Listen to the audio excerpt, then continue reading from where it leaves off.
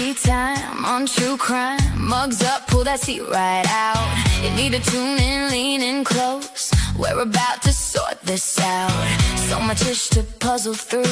Whispers, rumors, tangled doubt. Come with me, we'll walk it back till every truth steps out. Crimes and lies and alibis.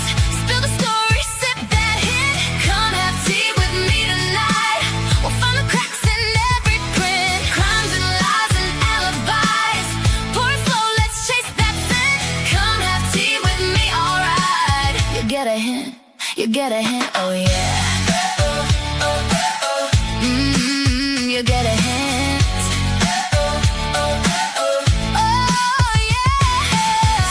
Scribbled on a napkin, name circling like steam, motive hiding in the margins, right between the scenes. Every side has got a secret, every secret leaves a trace. Stay a while, we'll piece it together, case by case by case. Crimes and lies and alibis. Spill the story, sip that hit. Come have tea with me tonight. We'll find the cracks in every print. Crimes and lies and alibis. Pour slowly, chase that scent. Come have tea with me, alright. You get a hint, you get a hint.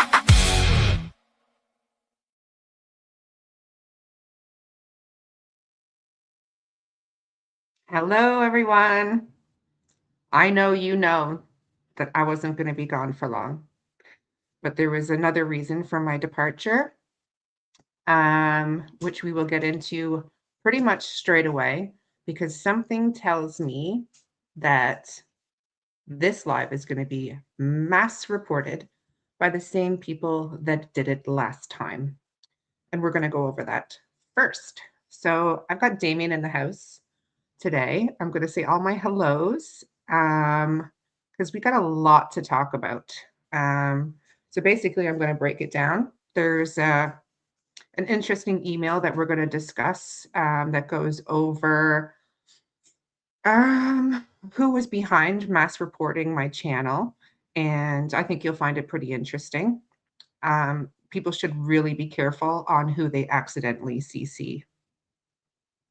So we're going to go over that. Obviously, we're going to go over Malehya's interview. As some of you may or may not know, I was actually present for that interview. I was there in the background. I was asked to be interviewed, but I did decline to be interviewed. Oh, hello, Janice. Burning Bush, vertical chat, get rid of her. So we're going to talk about that interview. I'm not sure if you have seen the Globe and Mail interview, because obviously Lindsay Jones from the Globe and Mail was there as well and did a separate interview, which I think you will find very interesting. So I will be showing some photos of behind the scenes of that interview that took place at Cheryl's last month. And we are going to talk about Bob the dog handler. And we are going to go over the newest discussions of the whole at St. Andrew's Church and a lot of the BS surrounding that. We'll talk about Belynda's relationship with the dog handler and how long they've known each other.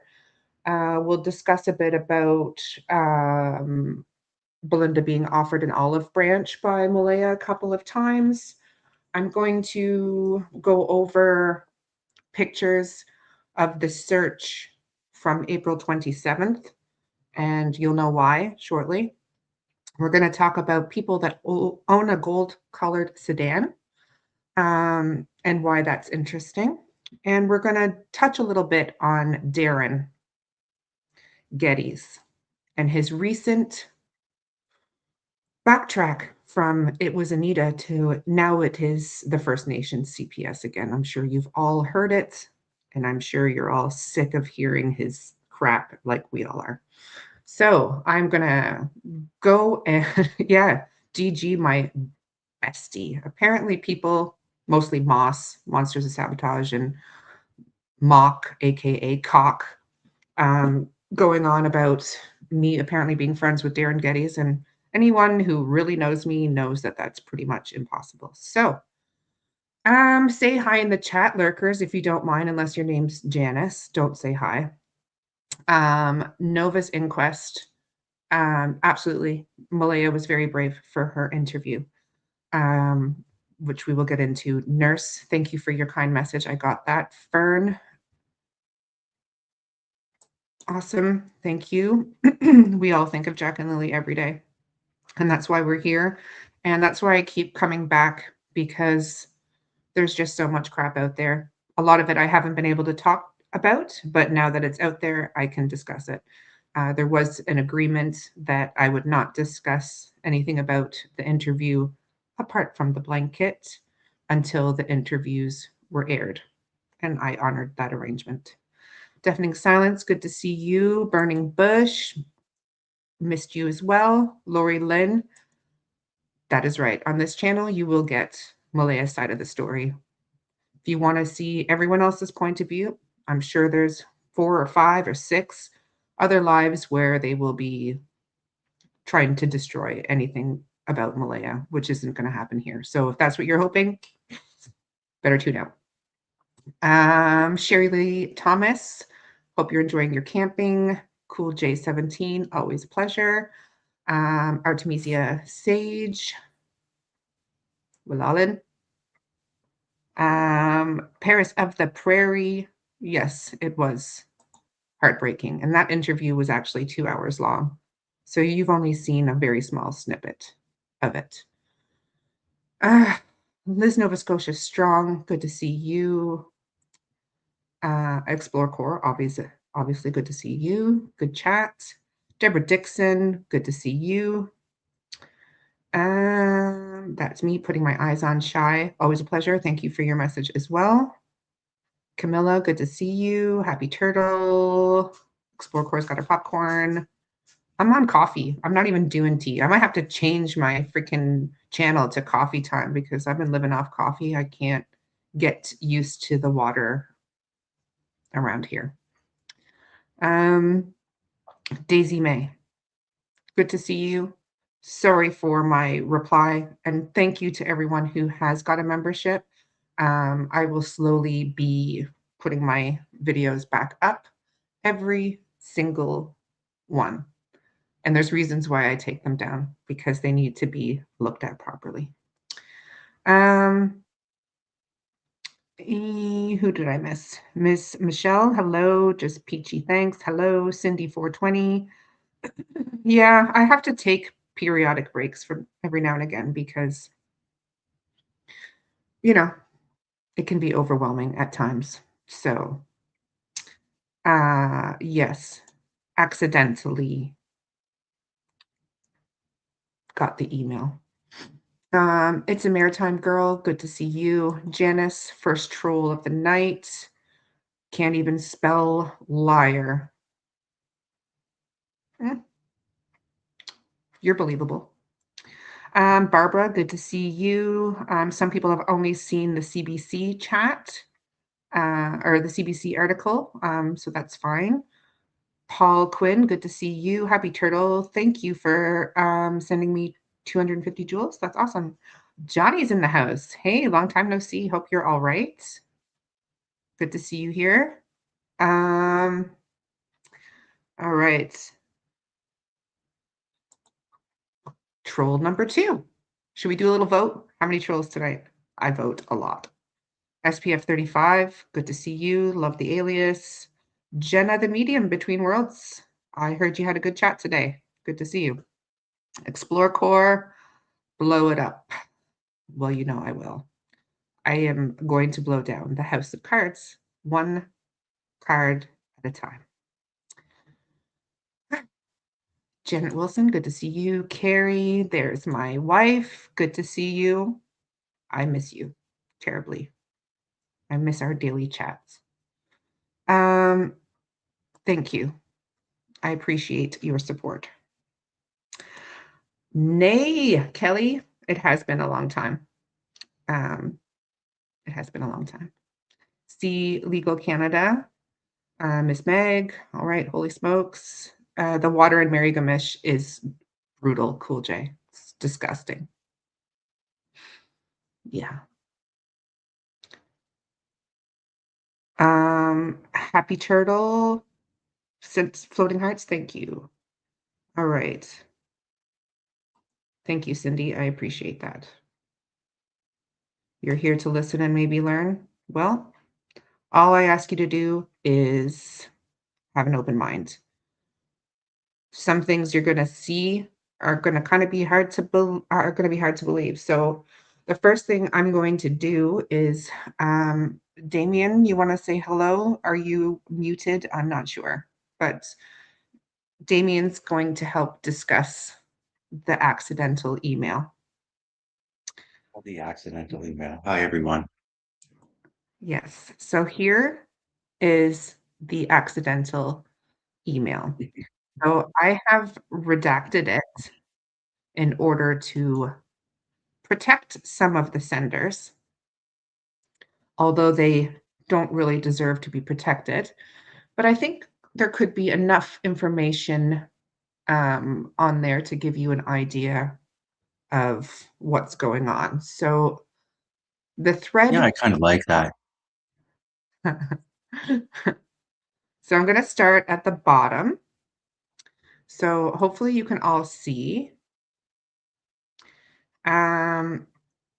So do you want to tell a bit what happened, Damien?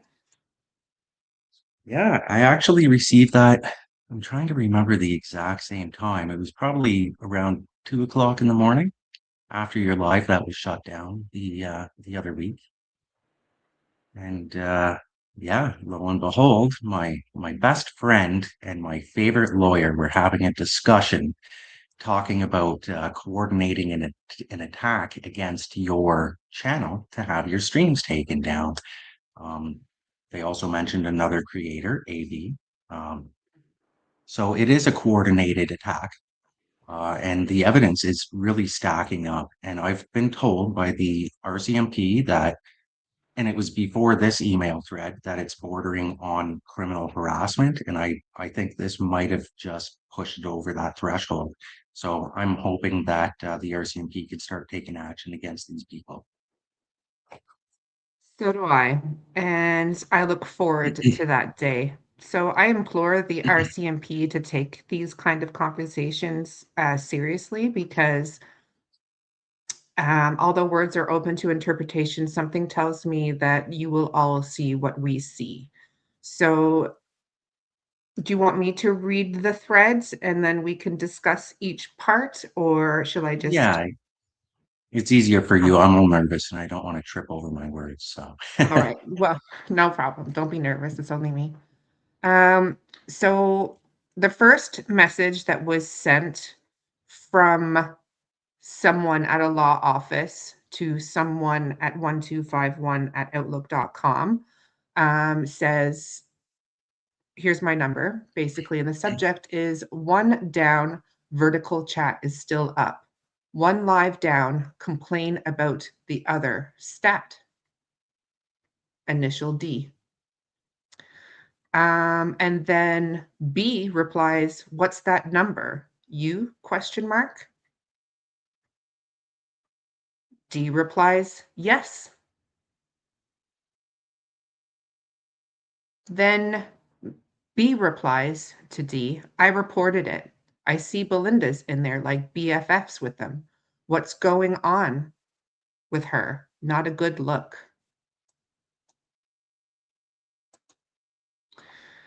And then we go to, don't be fooled. She knows who's who.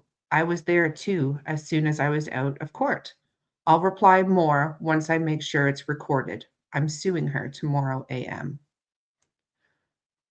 B then sends a message to D's law office, and it says, he says to her, my gosh, get me this bitch's name and address. Then he follows up with, better yet, Damien's. Then he replies yet again, because he's clearly worked up. I sent them shit talking AB to AB, LOL. Very funny. Now he will likely fuck them up also. He reported the fuck out of them. Between us only, D, the enemy of my enemy is my friend. Even if they don't know it yet. Catch my drift? B. Then he says to D at the law office, do you have fuckboys? Email Damien's, just in case, they were confused about who they were talking about. And she says yes and provides Damien's email address.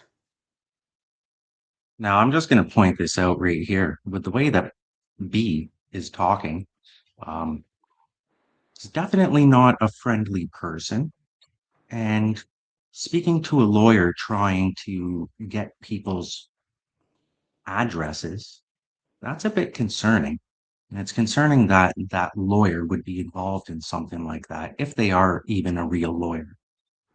Um, and, it just leads into my next issue.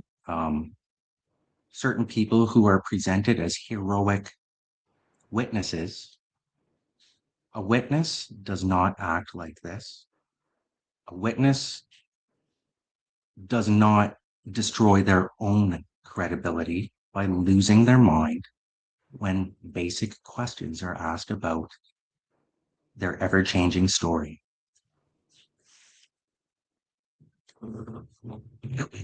I agree 100%. Yes, Hemi, fuckery is abound. This case has, as I said before, brought out the worst in humanity, but it's also brought out the best in humanity. It is a real struggle for me in particular to get my head around the fact that professionals and people who have claimed to me to be affiliated with law enforcement are behaving in this way with two missing children. Brandon, as you know from my last live, which got reported heavily because of who knows, messaged me several times between December and February. Many emails with various different descriptions about what he had seen and what had happened on the morning of May the 2nd. And I initially did not repeat or display any of the things he was pretty much demanding me to do. And then he didn't like that. He didn't like that I wasn't doing what I was told. So then, Follow instructions, Shan. yes, Follow instructions. yes, that's his exact wording was follow my instructions. Very much like Ron Mexico did with his emails, which is why I kind of thought maybe they were the same people. So when I didn't put out his narrative that he wanted me to push, obviously he moved on elsewhere. I don't need to tell you where, but it does make you wonder, based on that email, whether he's playing AB. It certainly seems as though they are using him because he is my enemy, and the enemy of his enemy is his friend. So Another thing I just want to bring up about Brandon specifically and Daily is what are these two people doing trying to intimidate people who very well could be called as actual witnesses? We're going to discuss some things that we found on some of our searches later on that was leaked inappropriately. That's not, I wouldn't, I can't say more things have been found or anything like that, but it would be easy to assume that perhaps there is more that the public isn't aware of, and for good reason. It's an open investigation. Giving information like that is just completely irresponsible. And to have a coordinated group trying to discredit, trying to intimidate people who are actually participating in the ground search for Jack and Lily is absolutely disgusting. Absolutely disgusting. There's no excuse for it. And make up your own minds what you think of these people. I'm not telling you what to believe. All I ever do is show people's own words and own actions. That's all I've ever done. So if people want to try to discredit me in any way, they're just discrediting the people that I cover, and people ask me about receipts all the time. I don't say things and I don't do things unless I have proof. Um, and I think you will begin to see that. It's been very difficult to hold on to the information that has been found during searches, that has been told to me by family members, knowing about the interview. It was a very, very emotional day. In particular, the interview that Malehya did. And I was there for support. And like I said, I was asked to do an interview, but they wanted to publish my name. And I said no. And then I played some of the recordings and they understood why. And I am here for Jack and Lily. I've always been team Jack and Lily before I was a Malehya simp. I had questions just like everyone else at the beginning of this case as to how things had developed, and I think Malehya cleared up a lot of that in her interview. She's going to, of course, get people that will criticize her interview because that's all that they know how to do. They can't see the wood for the trees. They can't see the broader picture. They can't see how all of these different dynamics have played a part in this case, many of which I've discussed before, such as the coercive control aspect of this case, manipulation, which is happening by many, many different members, and echo chambers being created on different channels that basically paint Yeah, Malehya as a very as something she's not. And I think you can vouch for this, Damien. You've met Malehya almost as often as I have. And yeah. what did you think of the She's interview today? I couldn't get through the interview without crying, especially after getting to know Malaya. She's a very kind, caring, and just she's actually a really great human being. And to see her that vulnerable, talking about things that obviously are triggering trauma, um, my I felt so bad for her, but I'm so proud she was finally able to, you know, find the strength to ignore all of the bullies, um, and speak out for her children. And she wants them home, and she does love them. Yes. I think that she portrayed that quite well in the interview. And like all interviews, it was heavily edited. I was there for the entire interview, sitting behind the journalists and camera people.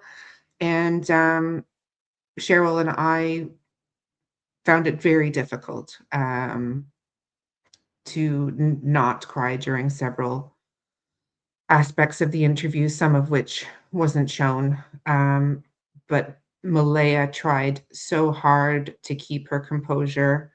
Um, and in fact, there were many breaks that she had to take to gather her thoughts, dry her eyes. And there were questions that she didn't answer because it's an open investigation. And you will see the difference in how she handled interview questions versus some of the other people involved in this case, she was not willing to point fingers. She was not willing to lay blame, and she wholeheartedly leaves the facts to be released by the RCMP. And she openly admitted she was frustrated, and I think we all are, to be fair, not only with the lack of information being put out by the RCMP because they keep their cards close to their chest. But it's just very difficult with 2 children missing and with so many stories being put out there by various people. And predominantly, it's been pointed towards her and the First Nations people. And sometimes I feel like I'm the only one out there that's trying to show a different side of the story.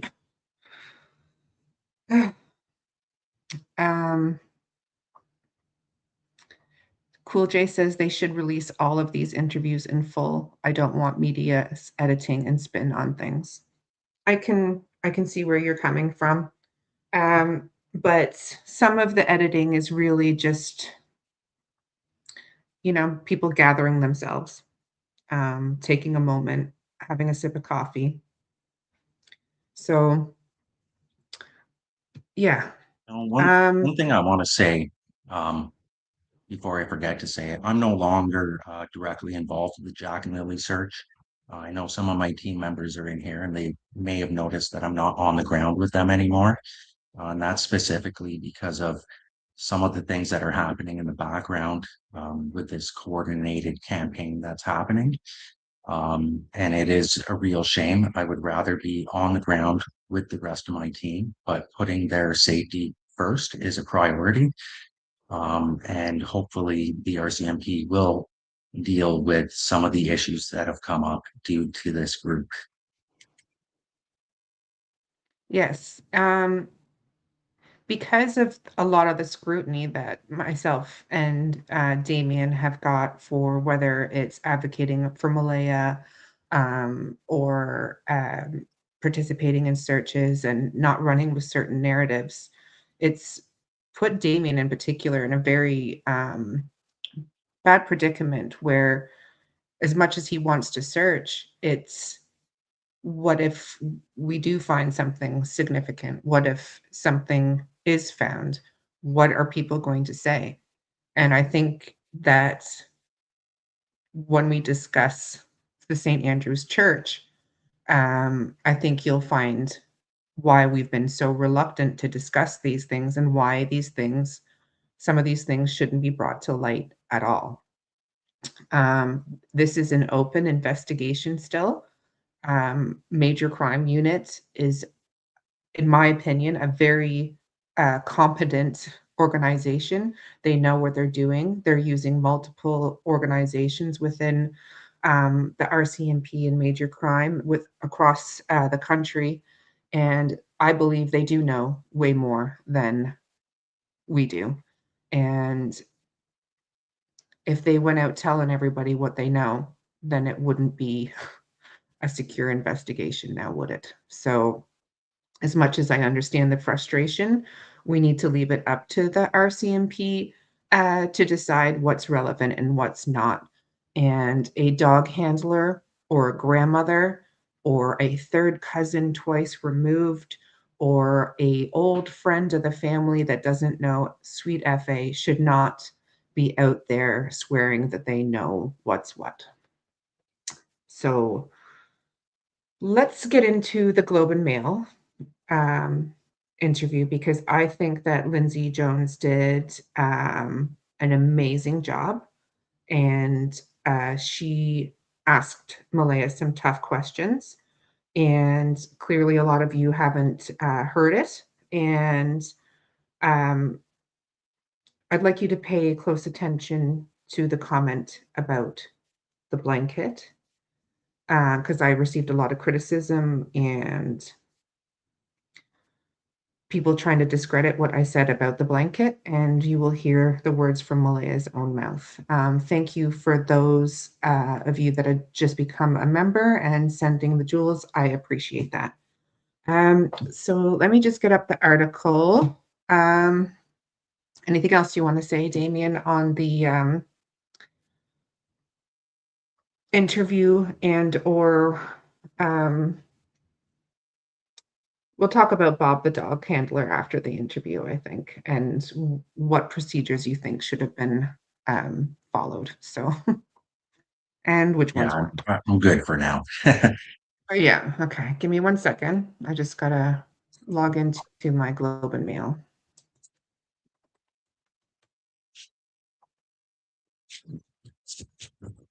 So I do have a subscription because, you know, news, good news, and any kind of good, credible news, you have to pay for. So I'm willing to pay a subscription for that, and I'm willing to share with you guys. I just would implore you guys to do the same. So just give me a moment. Hello.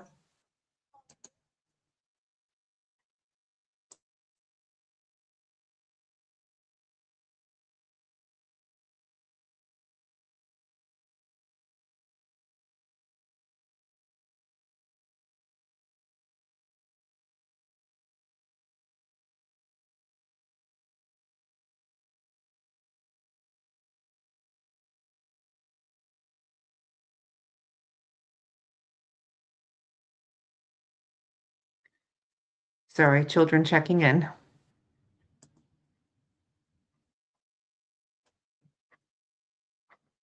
All right.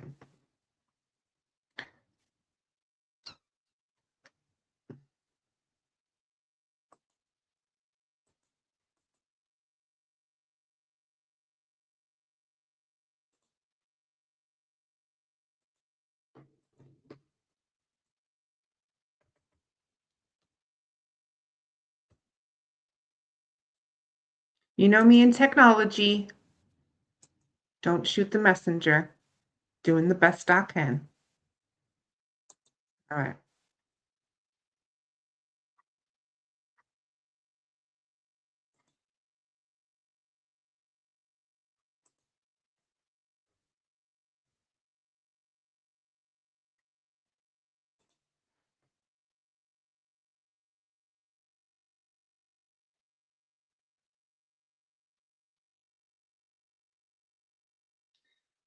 Okay.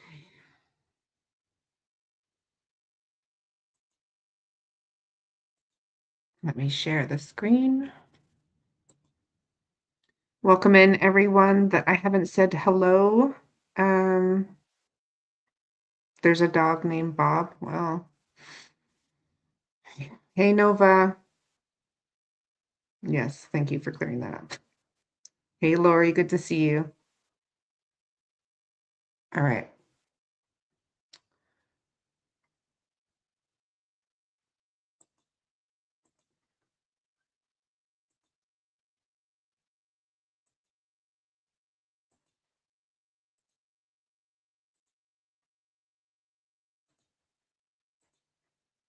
Normally, I wouldn't talk about emails and stuff like that happening in the background, but in this circumstance, I think the more people that know what's going on, the better it is for everybody. And they can consider if what they're seeing and hearing is actually accurate or not. Yeah, I think it's important for people to realize the kind of things that go on behind the scenes and why I need to take a step back from time to time. And Yeah, because it is very overwhelming. And when you see stuff like that in writing, no matter how people want to put a spin on it, like they did the last time with Larry, this is a new person who is speaking to the same person, yeah. calling me a It, bitch it and asking for my address and name. So certainly seems that there's one predominant person involved with a lot of this that's going on. And, stuff that I'm not bringing up, there are more connections there with other creators and other individuals in the background that are pushing a certain narrative. And that is something that will be addressed. Cards will fall one card at a time. And if I have to take breaks, I will. But I can't just stand back and watch the kinds of things that have been happening. And that's the way it is. I will always be an advocate for Jack and Lily, and I will take the flak for supporting Malehya. I Same. think what I'm going to do is I'm actually going to listen to this article rather than me reading it. And hopefully, let me just make sure that I shared the audio this time, because that's what I didn't do last time. I have a tendency to forget to click on that share audio as well. Right. Share screen. Also share the tab audio. There we go. All right.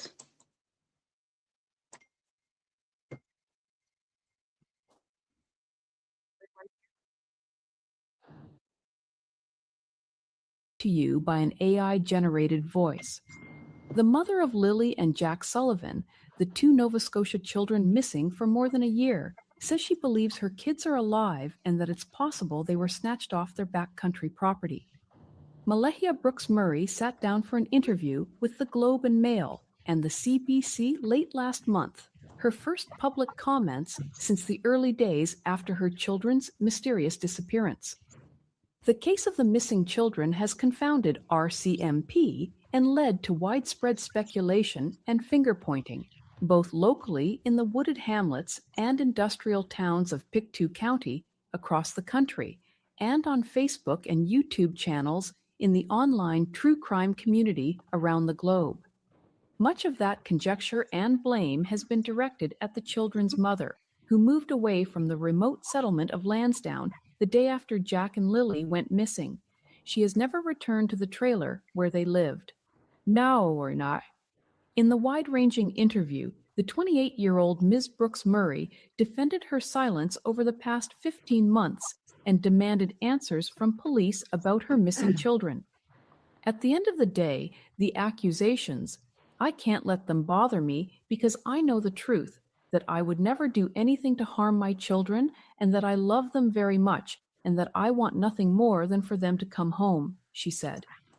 And so, I mean, people can take it how they want, but their opinions don't matter. What matters is getting them home.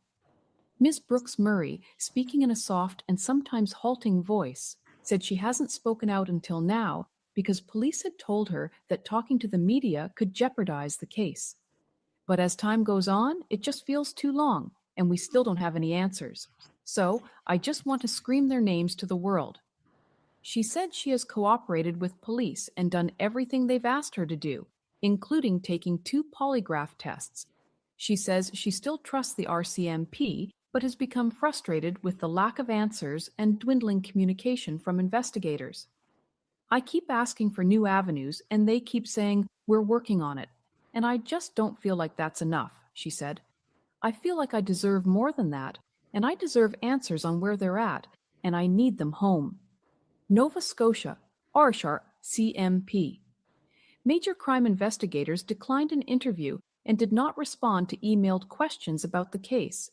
However, a spokesperson did say that specialized teams have been engaged in detailed police work over the past 15 months, and that investigators remain committed to establishing, with certainty, what happened to the children.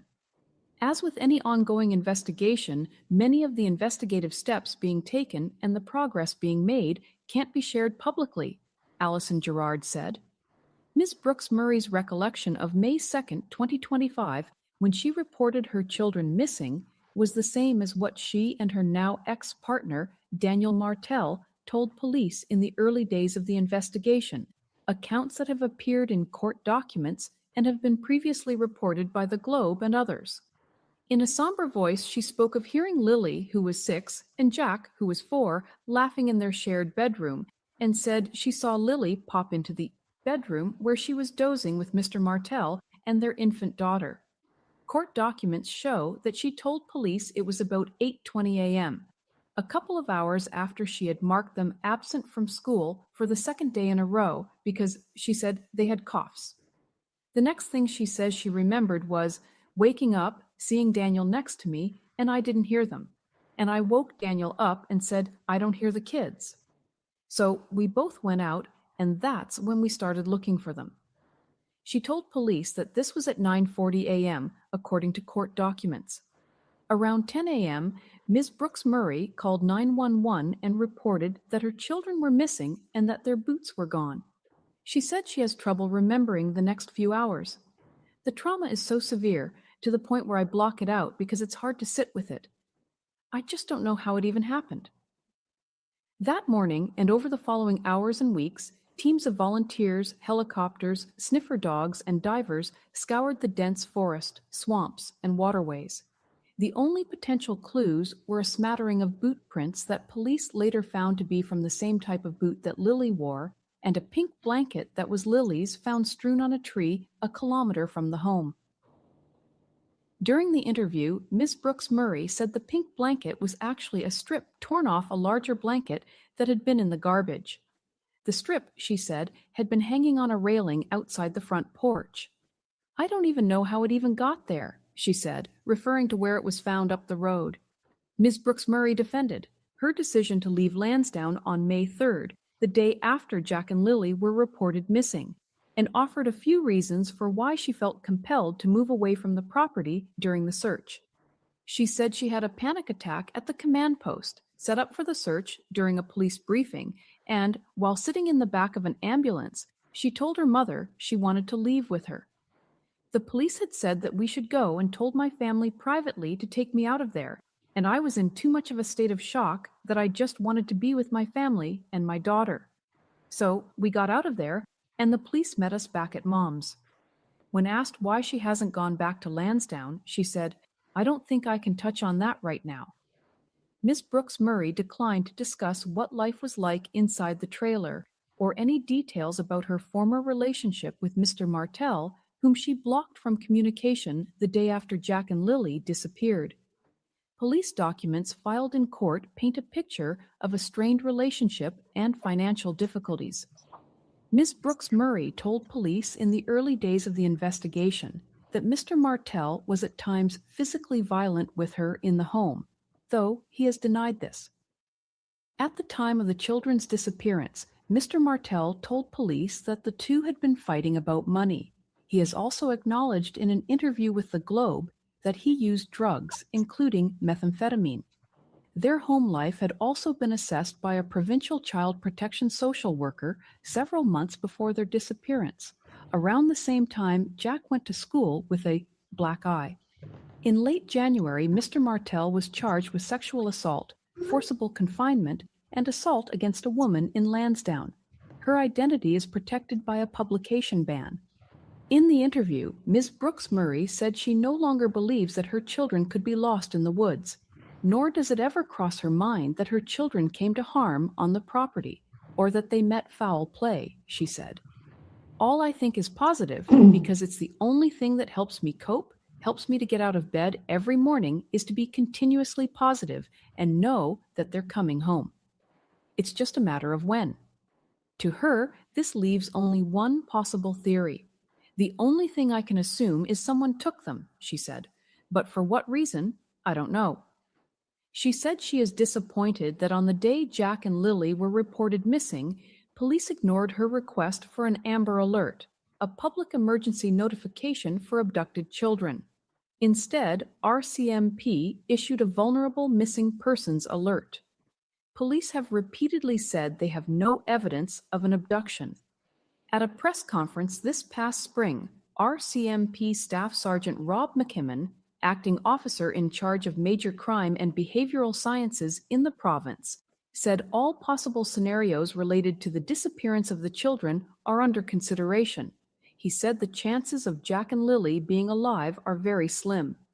Ms. Brooks-Murray says police have told her that she's not considered a suspect in the case, nor are any of her family members. Court documents say she was found to be truthful in her first polygraph. She said the question was about whether she killed Jack and Lily. She said she recently did a second polygraph and police later told her she passed. The question in the second polygraph was focused on whether she put Jack and Lily in a vehicle, she said. RCMP declined to verify any of this. At this stage of the ongoing investigation, all information that can be released publicly has been shared, Ms. Gerard said. Mr. Martel did not respond to a request for comment, but in early January told the Globe that he had nothing to do with Jack and Lily's disappearance. I will happily say that because I believe the kids are 100% alive, and I will always believe that, he said. The case has ignited a furor on social media among self-styled true crime commentators who, often anonymously, peddle misinformation and attacks. It is on these sites where Mr. Martel and some of his family members have suggested that Miss Brooks-Murray had something to do with the disappearance of her children. She says she doesn't even look at the theories and accusations that can be.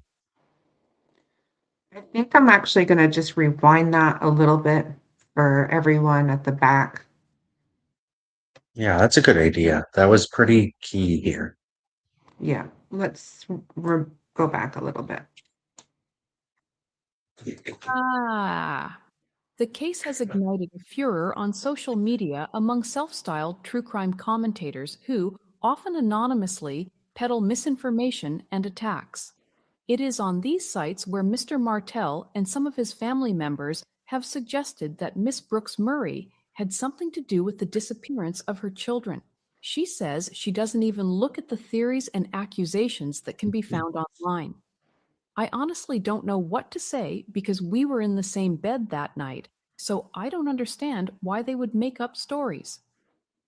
Recently, she walked in a Canada Day parade in the town of Westville, 15 minutes from Lansdowne, handing out Jack and Lily keychains and holding a handmade neon sign that said, "Jack and Lily, help bring them home." I just held my breath and kept looking straight and telling myself, I'm doing this for them to keep their faces out there, to know we're still looking for them and that we're not giving up. She said what she misses the most is tucking her children into bed at night, along with their laughter, their smiles, their hugs, and their smells. They were both Mama's kids, she said. They loved their mom. She lives in a one-bedroom apartment with 2 recently adopted cats in Indian Brook, part of Sepeknikotek First Nation. She takes medication to help her sleep, attends therapy sessions, and spends as much time as she can with her youngest daughter. Next month, she said she plans to start studying to become an addictions counselor, something she said she has long wanted to do. She envisions Jack and Lily, wherever they are, together and being well looked after. She has hung on to their things, small runners with LILLY'S written on the side, her rainbow bedazzled bike helmet and white worn stuffed unicorn, Jack's dirt-encrusted sneakers, and his blue and green toy brontosaurus. She says her bedroom is full of the children's missed milestones, Easter baskets, Valentine's, Christmas, and birthday gifts for them to.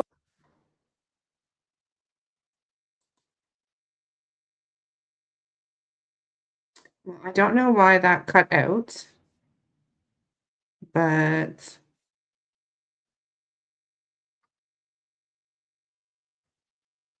I don't know why that cut out. However, I think there was a lot said in that particular interview. I think it's important for people to realize why Malehya believes the things that she does. Myself, I don't have the same beliefs as Malehya. However, I have the same hope as Malehya. the only thing that gets her up out of bed every day is the thought that her children are out there and are going to come back to her. So if people can't understand that, I think they need to have a look in the mirror and think about how they would cope in this situation and what they would need to tell themselves to be able to get out of bed every day. And I think until you actually spend time with Malehya and see what her character is like and see the strength that it takes for her to get out of bed and do the things that she does. And again, a lot of it is stuff that people aren't seeing behind the scenes. People just want to focus on the negative things.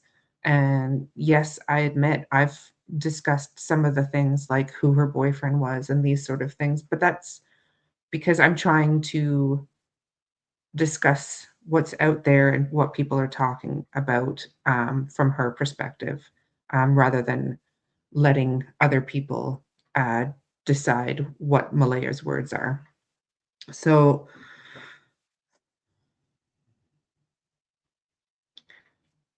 I'm going to show some behind the scenes pictures, but I want to point out the discussion that she had about the blanket. Did everyone hear what she said about the blanket in the interview? Did you pick up on what was said? What do you think, Damien?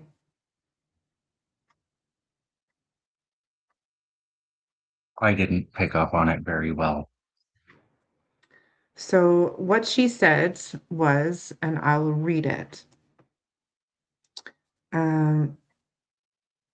So it was after the discussion of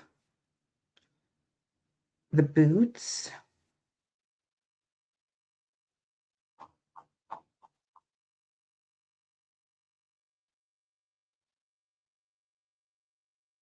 Okay. So during the interview, Miss Brooks-Murray said the pink blanket was actually a strip. Okay, sorry, let me go back here.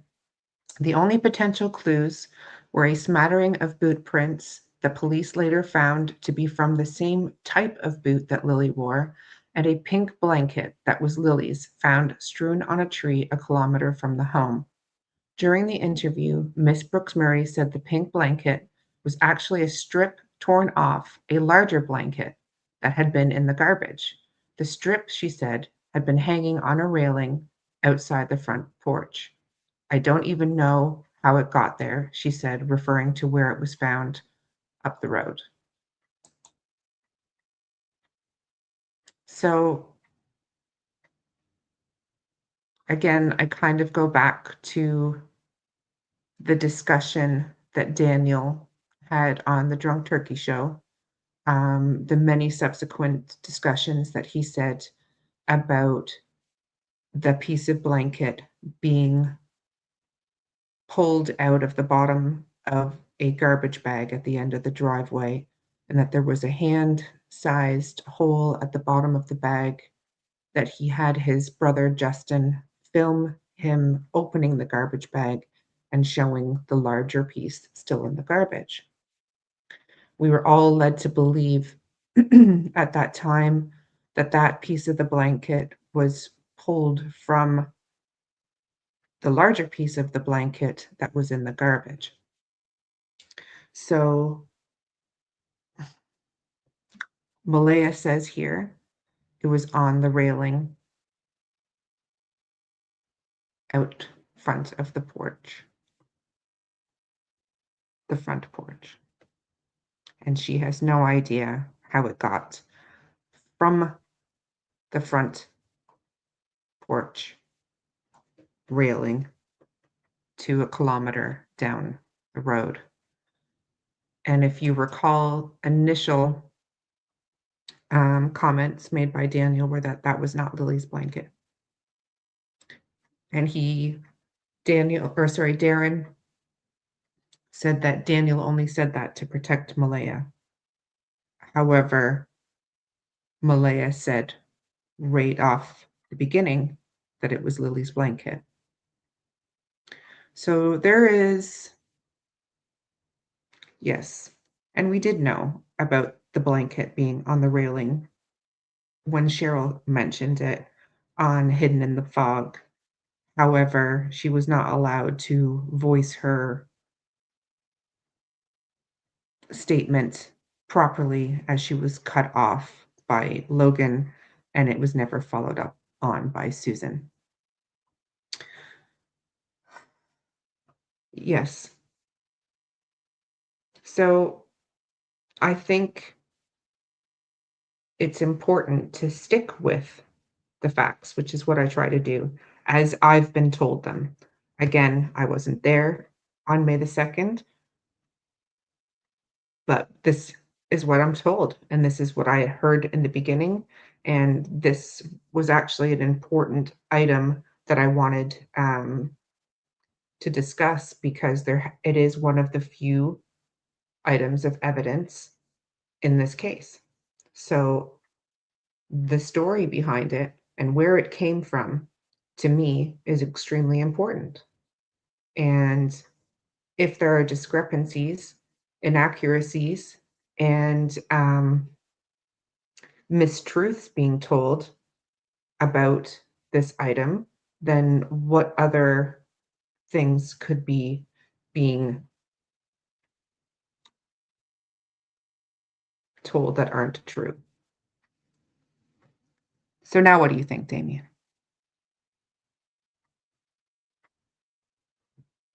So that shows the importance of being able to ask questions about stories that we can make. You know, some people are actually open with having that discussion, you know, clearing the air, giving more details about it. And then we have some other people that just get mad and start making threats to people. I tend to believe people that are calm and factual about being asked questions. So Cool J. Yeah, I agree, Damien. It's difficult to understand or get your head around people that would become aggressive or combative when asked simple questions regarding an item or something they have said, asking them to clarify things. So it tells you a lot about someone in that when they react in that way. I'm It just going to does. And answer. combative's a very good description of it. Yeah. And I find that there are several people that have been involved in this case that I would use the word combative for when questioned or cornered, so to speak, to elaborate on what they've said. So Brandon was one of them. Darren is one of them, and Anita is one of them. When you question the things that they are saying, um, they become combative, and what was the word that the RCMP used for Darren? It was a little bit more severe than combative, but basically not willing to take any cross questioning. So you have to say,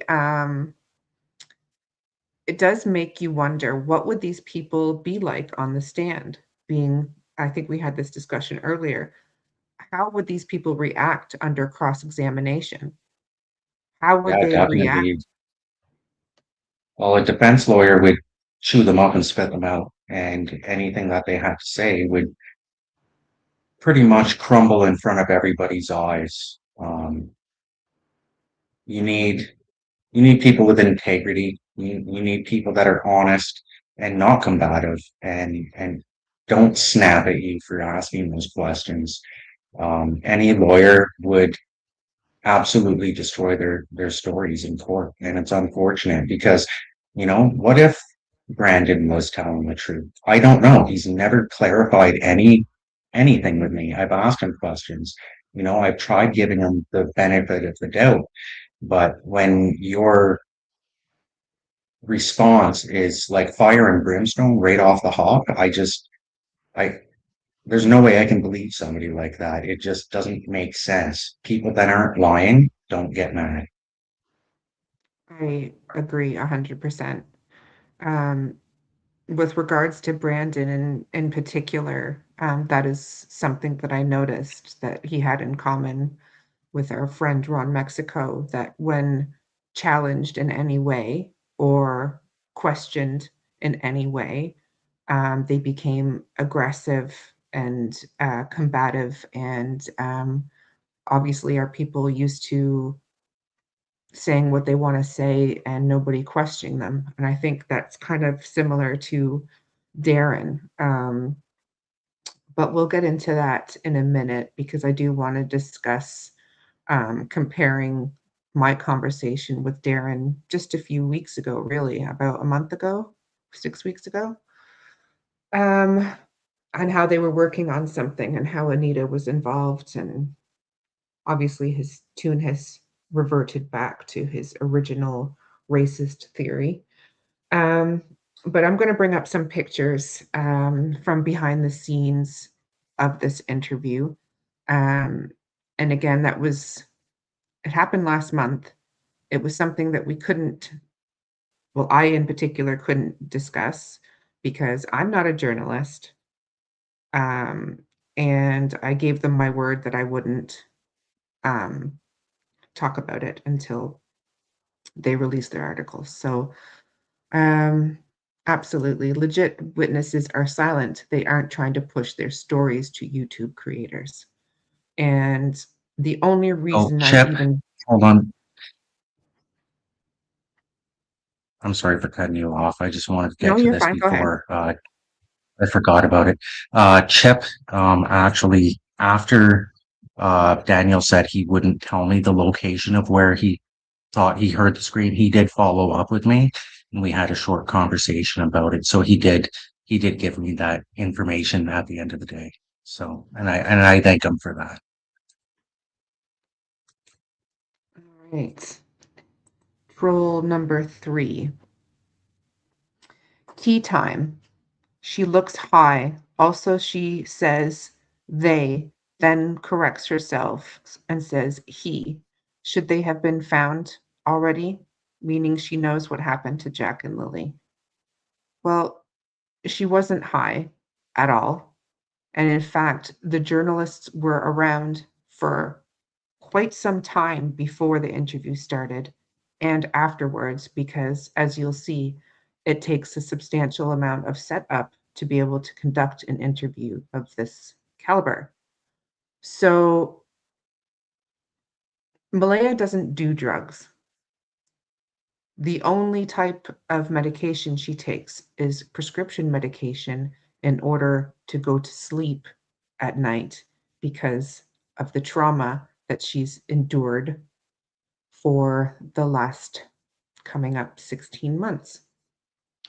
So I find it really disgusting that that's what you're going to pick out of this particular interview, because I was there for the whole time. She wasn't high. She was extremely distraught and traumatized and had to keep herself from crying. And if you're seeing her eyes red, it's because there actually wasn't a dry eye in the house. But that's just my opinion and purely speculation only. Right. Let's look at a couple of photos and then we will move on to Bob the dog handler and what we know about his relationship with Belynda. So let me just remove this from the stage and perhaps we will go over the CBC interview after. But I just have a feeling that everyone is going to be showing that one in particular. And I thought I would show something different, which is the Globe and Mail. And because it's behind a paywall, I thought I would share it with you guys. And I thought it was very interesting because the questions were different than the questions being asked by the CBC. I invite you to listen to the actual interview audio, which I will probably go back to as well. But let's just have a little look here first.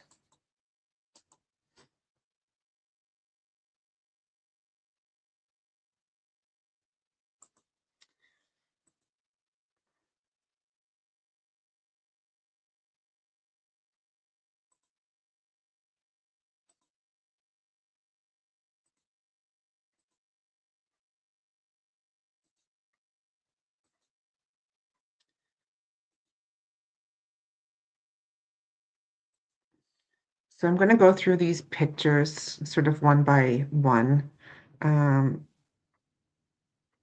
Yeah.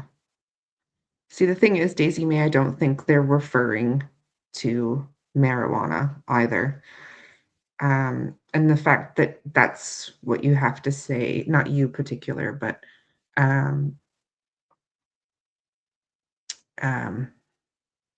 it just says a lot. And Shy Jesse is saying, I have no doubts about Belynda, never have and never will. Well, I have doubts about a lot of people. I have questions about someone who is happy about misinformation being put out in the case of their missing grandchildren and not having a problem with it. I have a problem with it. So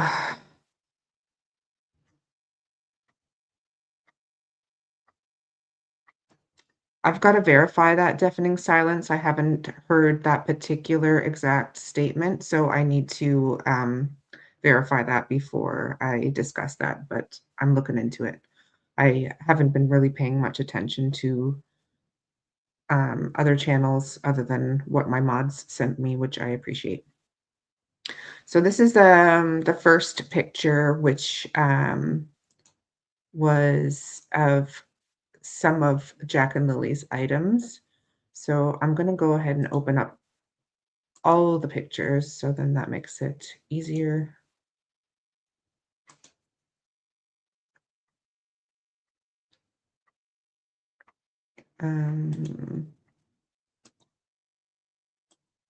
To share them all. And then I don't dox any names or anything in my inbox because I know they're all looking. So what do you think, Damien? Have you ever seen Malehya partake in drinking or alcohol?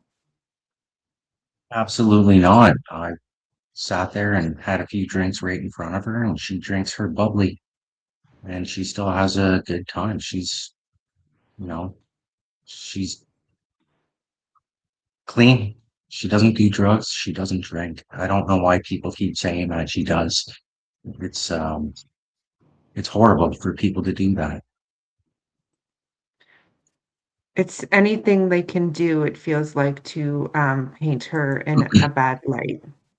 Anything at all that they can do to grasp at straws in order to do that. And it's like they don't have anything else to talk about, so let's just make stuff up. Exactly, and it's also the echo chamber effect. You know, Yeah. you have all these faceless channels out there pushing a narrative, and I truly believe maybe 10 people with a lot of alt accounts actually pay attention to that stuff. But it does give an appearance of popular opinion. But in reality, it's just really sad what they're doing. They're very, very sad and vile people. Yes,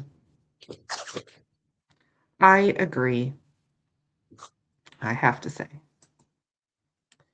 Okay, last picture, 1 second.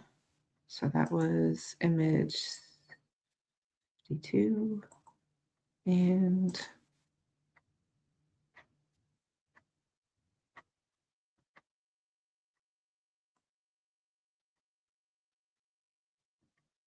all right. I think that is all of them now.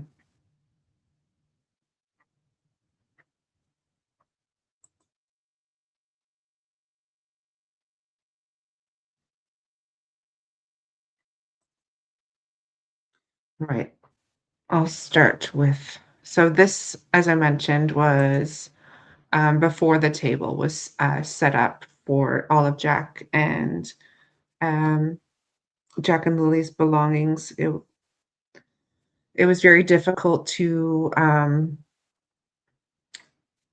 actually look at these items, to have something tangible in your hand that belonged to the children, that they wore, that they hugged, that they played with, that were of value to them.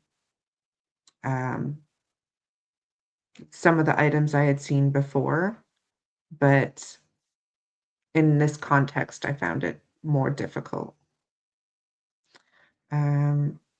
Sorry.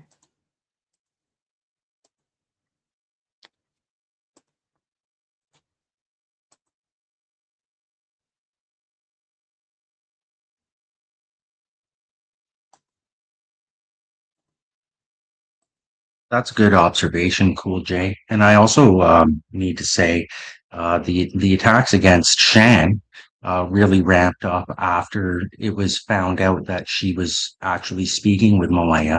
And then shortly after that, the attacks against me started happening once people found out I was speaking with Malehya as well. And I don't regret speaking to her. I'm not going to be bullied or intimidated. It's just not going to happen. No, but they're going to try, aren't they? They're going to They try do and they're going try. to fail. Yeah. Daniel does watch, and I'm sure he's watching right now. Hi, Daniel. This is the favorite picture that I took. So all the pictures I'm showing are ones that I took. So I don't need to give credit to anybody. So I really,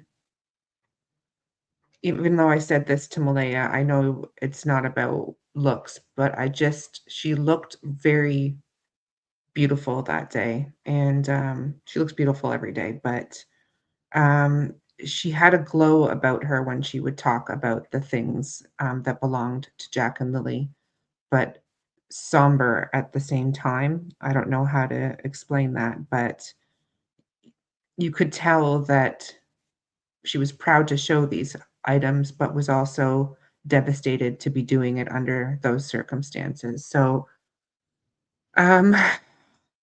it was a very difficult day. It was very difficult for her to be able to discuss the things that she was discussing and um, to be just asked question after question after question, not only by Angela, but by Lindsay.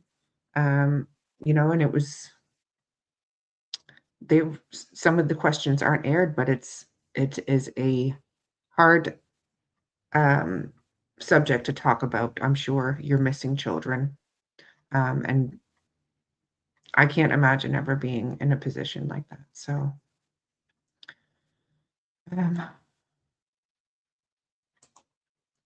I will get rid of this one.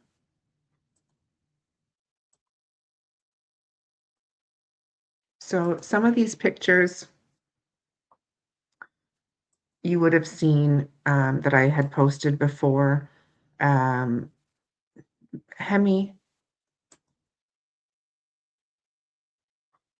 sometimes you really piss me off. I am going to tell you that. I try to keep you around as the resident troll. No, she's not pregnant again. And why do you have to be such a misogynistic idiot sometimes? Anyway,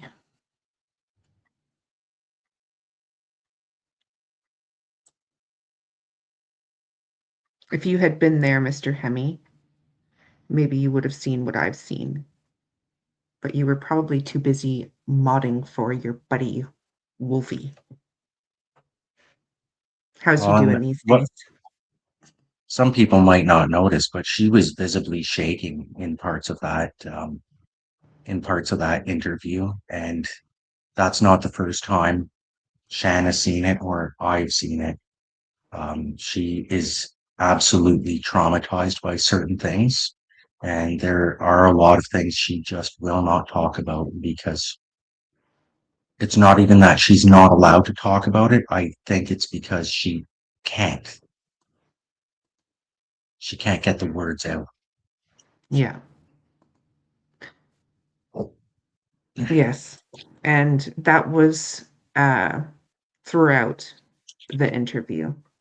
Again, there were many breaks that had to be taken for her to compose herself, and those sort of things don't get shown because that's not what they're looking for on the interview. They're looking to just get the answers to the questions they want.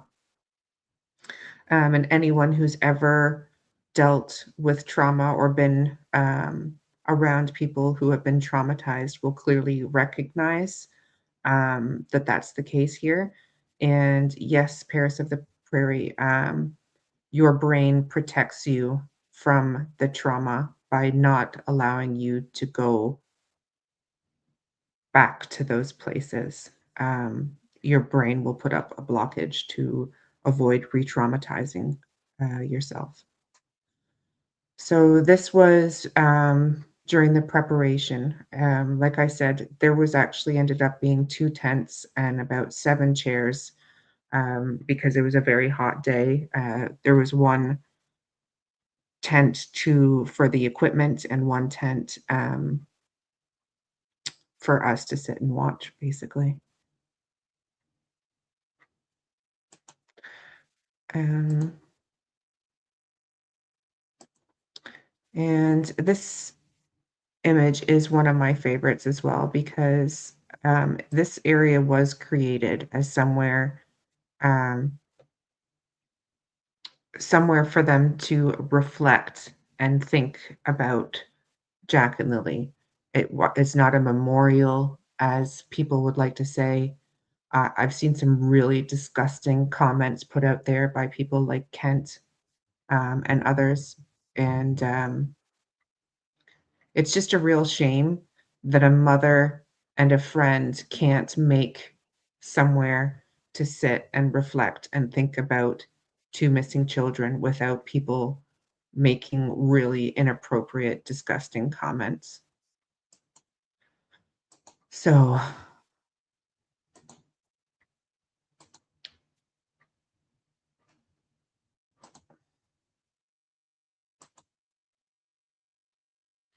and also, while I have you here, Nova, I just wanted to point out that I know some things were said that I wasn't sticking up for you with regards to a comment made about mistaking an ATV ride for a search. And I really appreciate you advocating for me and for Malehya. And I'm sorry for the flack that you received about that. And I know that you are an advocate for Malehya. And I know we don't see eye to eye on all of the things, but I just want you to know I appreciate you. And I definitely would not throw you under the bus and not defend your coverage of Jack and Lily. So that in particular is to Monsters of Chaos. Don't try to interfere with people who are trying to do the right thing. You worry about you and your content. So this was the garden that was created as somewhere to reflect about Jack and Lily. As you can see in the bench in the background, that was painted by Malehya. So it has Jack and Lily. It has hearts and a unicorn and a dinosaur for them. And yeah, I just think it's nice. I think it's important for her to have a place that's peaceful and for her to think about her babies, and there's nothing wrong with that. And yes, if you're looking for the full 26 extended version of the CBC interview, it is on Nova's channel as well. And if you want to plug it in, Nova, you're more than welcome to do that.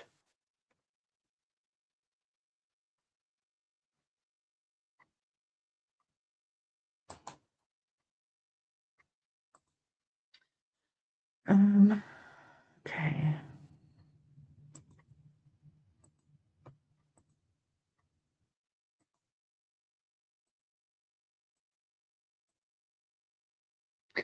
Now these pictures are the ones that really get to me. This one in particular, and I know that seeing these shoes in person really affected Damien as well, because knowing that Lily wore these, that she wore them to school, and that they've got her name written on them, it brings a more personal feel when you see these items. You know, because I didn't know Jack and Lily personally. I never met them, just like I never met Cheryl, just like how I never met Malehya. I didn't know any of these people before. I certainly didn't know Darren, nor do I want to get to know him in any way. But I felt compelled to do something, as I'm here in Nova Scotia, as I have children, as I have nieces the same age, and that who can wrap their head around what's actually happened, how two children have just disappeared, and we don't have any answers as to what happened. So when you actually handle items that were worn by the children, it really affects you in a way that makes them real. They're not just Jack and Lily missing children. It's a little boy and a little girl, and we don't know where they are. They had friends. They have family who love them. They had favorite toys, favorite blankets. They played outside. They laughed. They giggled. They ran around, and now they're missing. So, as much as people just want to ream off their names for their channel, like and share for Jack and Lily, these are two babies that are missing. So, these are Lily's shoes. Yeah, the shoes really got to me. Yeah. So we first got to see these shoes when we were at Cheryl's, along with some other items. So these were some of the items selected to be put out on the table, that Malehya had also brought some stuff that belonged to Jack and Lily. And I think you'll find that, yeah, it's very difficult. And I'm sure many moms will and dads will recognize having these items similar items that belong to their own children. So,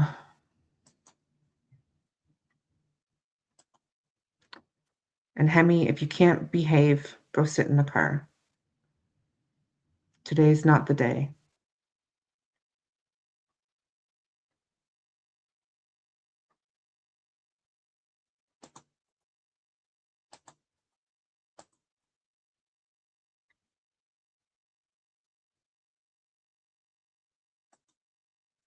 Which one is the front one? 5259.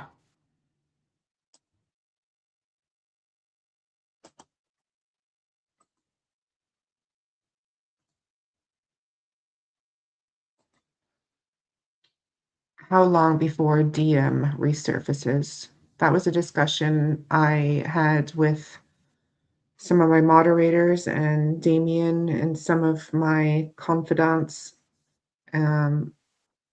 I presume it'll be any time now to try to get ahead of and discredit Malehya. Thanks for being here, Nani71. I appreciate you. And I do ask everyone just to keep an open mind. You don't have to believe what I believe.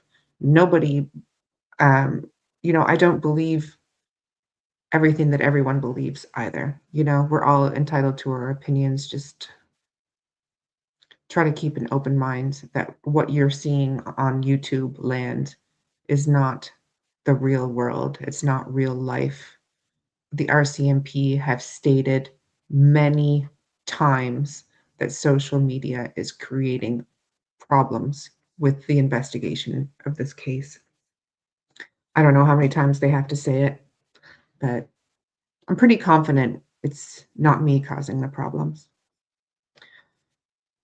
So these are Jack's shoes. Those were his outdoor shoes, and they still have mud on them from when he was playing outside with them. And that almost is the epitome of the contrast between Jack and Lily. Just, I know one was an indoor shoe and one was an outdoor shoe, but Lily was a girly girl. She liked to dress up. She liked to, wear dresses and be pretty and pose for photos. And Jack was a typical little boy who liked to dig in the dirt and dig for bugs and play with dinosaurs and cars. So I think people are, again, just forgetting that these are children and not a meal ticket, not a money train, not just something to create content, not just for clicks and views.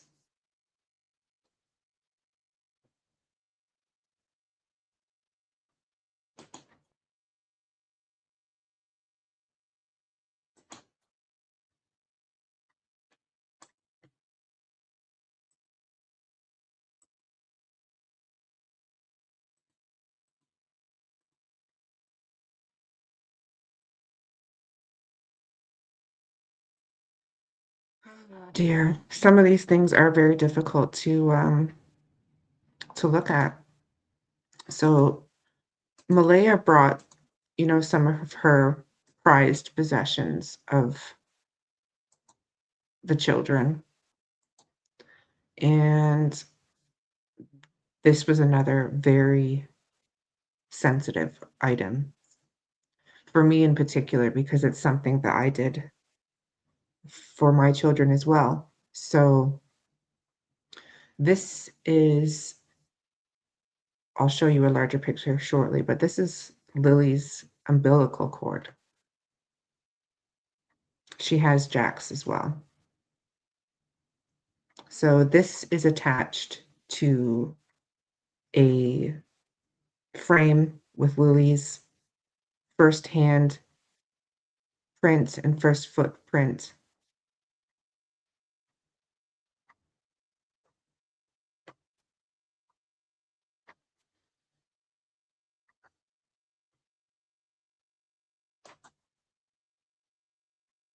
And I'm going to take myself off the screen so you guys can have a real look at what we're dealing with here.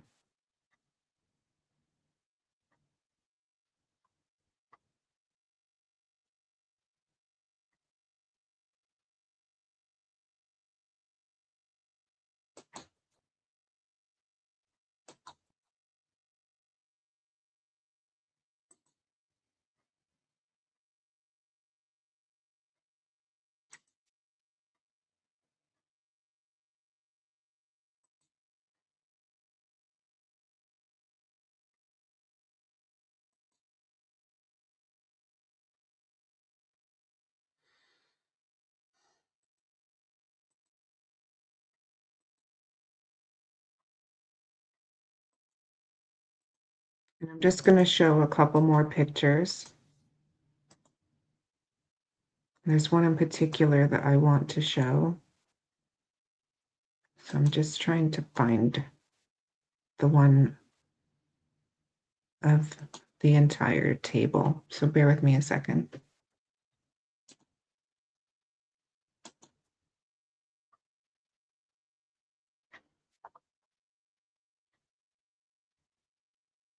Oh, this one is quite an interesting one too, actually.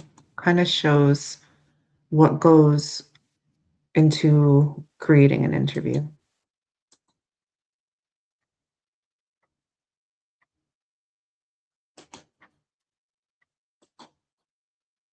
So this image here is sort of what was going on behind the scenes right before they turned on the cameras, I guess.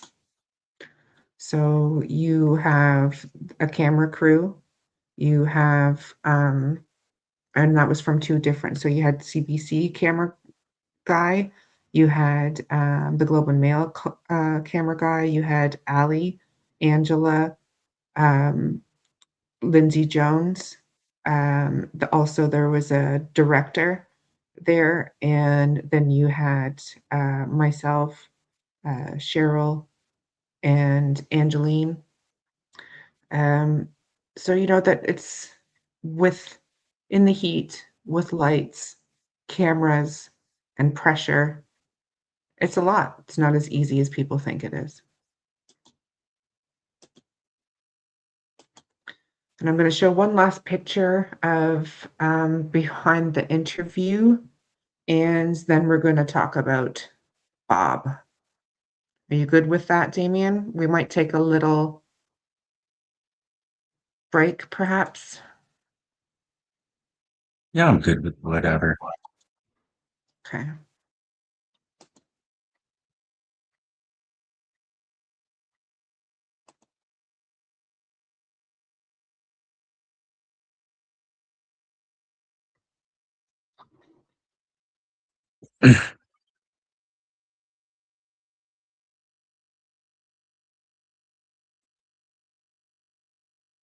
There's just one particular picture that I'm trying to find. 5255.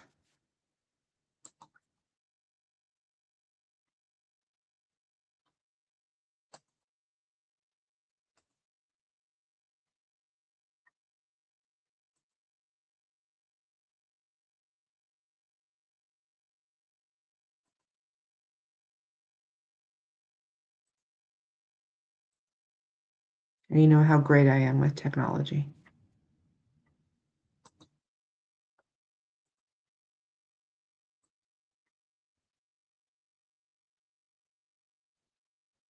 I could teach you a little bit about technology. I need the assistance. I'm also like part sloth, I think. All right, so it must have been 5254.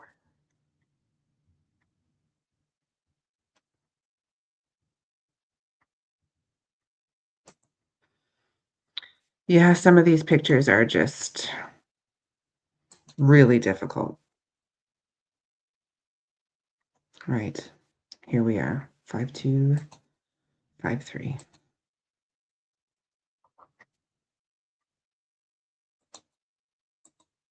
And I will run through what these items are.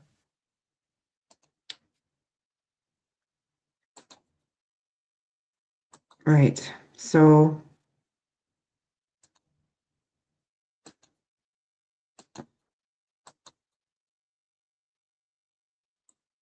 make it a bit easier for people to see. So see you later, Kelly. So from left, we have a backpack of Lily's. We have Lily's shoes. We have Lily's stuffed unicorn that she slept with. And then we have her handprint and footprint, and then an Easter handprint in front of that. with her umbilical cord on the front. And then we have next to that Jack's handprint and footprint, and then a handprint from Easter and his umbilical cord attached to the frame. And next to that frame was his dinosaur, the dinosaur that he slept with every night. And then those are his shoes next to that. And Malehya sleeps with that unicorn and that dinosaur every night. And she went out and bought a new dinosaur and a new unicorn for Jack and Lily in the hopes that she'll be able to give them the new ones. And in amongst some of the things you can't see there is a Christmas stuffy, LILLY'S Hello Kitty hat, and cards that have been accumulated over various occasions since they went missing. So I'm going to close all this down. Perhaps we'll take a small intermission, and I'm going to bring up the photos to go along with our discussion about Bob the dog handler. So what some of you may not know is that I was there when the hole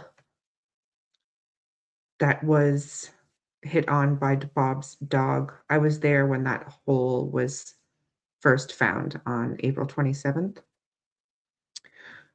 It was day 2 of the 5 days that I did search with Please Bring Me Home members. So there was the day before the official search, and then 3 other days of subsequent searches that were not public. So on April 27th, the group I was with did Lairg Road, the mine on Lairg Road, all the side trails off Lairg Road up to Montreal Road, St. Andrew's Church, and the falls next to it, as well as the pond next to it. So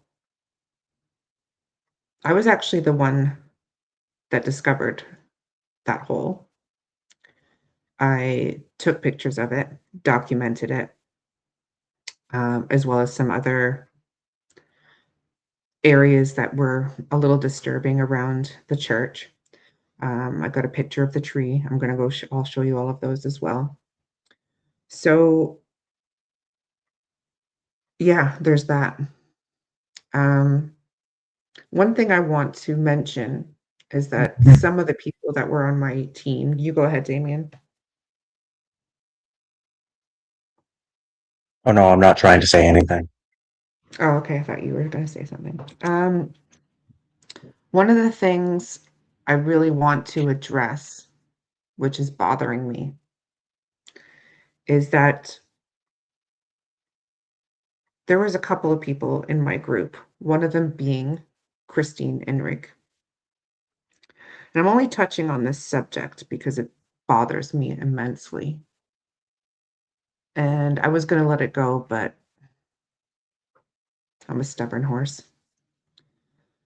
And so some of you might not know that the night before the search, the official Please Bring Me Home search, a bunch of us were getting together for dinner. One of the people that was supposed to be there was Christine Enrique. However,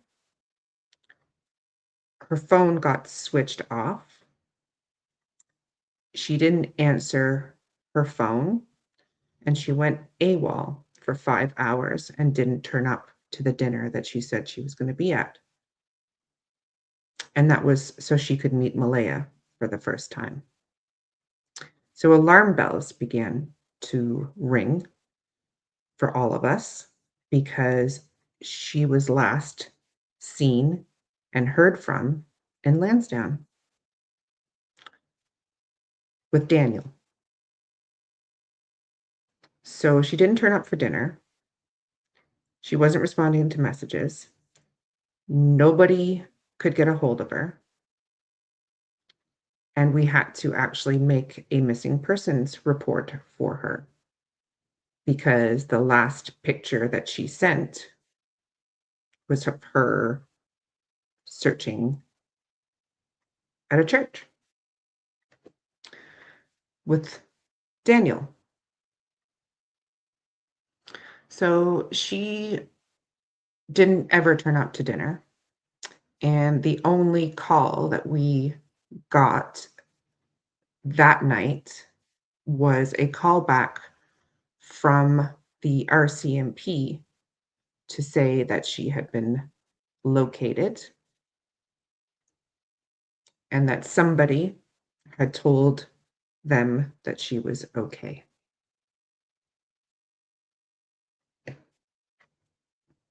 I will say I wasn't particularly keen to have her search with us subsequently. However, I did have her on my team for a couple of searches, and I did manage to get 5 hours of recording of her talking in my vehicle. But that's for another show. So that being said, she was also there when this hole at St. Andrews was found towards the end. Well, actually, I'd say halfway through our search on the 27th. But subsequently, she doesn't remember that hole. She doesn't remember us finding a hole that resembled a grave. That sounds odd Interesting. to me. Do you think you would remember finding something like that, Damien? Absolutely. It would not leave my mind. It didn't leave mine, did it, Damien?